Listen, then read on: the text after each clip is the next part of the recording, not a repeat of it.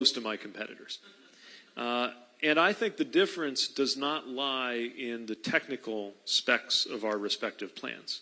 Of course, I think mine are the best, but I'll grant that it's not the only way to do it. I think the real difference is making sure it actually gets done. Otherwise, all these great ideas are multiplied by zero. And the most important thing I think we have to do around climate is to include everybody in the solution, to recruit the entire American people to be part of this. America does better when we have a national project. It was winning a conflict or going to the moon. And here we have a national project urgently needing us to get involved. That doesn't even involve fighting other people. It's actually a pretty good way to pull the American people together in common purpose. But that means that there are a lot of Americans who right now maybe feel like they're being beaten over the head and told they're part of the problem, and recruiting them to be part of the solution too. I'm thinking about it from the perspective of my neighborhood. I want an auto worker who lives down the block to see how they fit among the 3 million net new jobs that we're going to create in this plan. I want somebody working a cornfield or a soybean field not far from my house to see how they're going to fit. And actually, agriculture could be a huge part of the solution.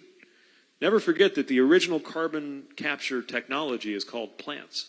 And if we have the right, really, that's how a lot of this stuff's going to get done. And if we have the right strategy for soil management, cover crops, things going on with farming, we can get rural America, which tends to be conservative, to see how they fit, to ask them, urge them, and by the way, fund them also. I mean, if we can find billions of dollars to pay soybean farmers to not sell their soybeans to China, we can definitely find the funding to invest in conservation stewardship programs for American agriculture.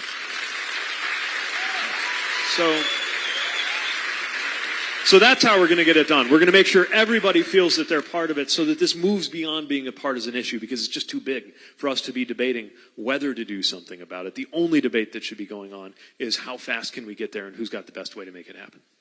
Thanks. Okay. What is your position on a tax write-off for college? Tax write-off for college. Interesting. I never thought of that.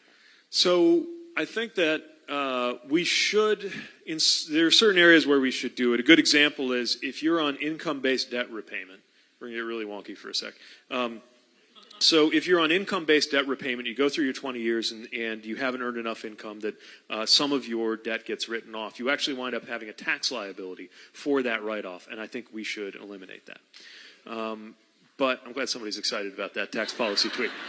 But I think the bigger question is making it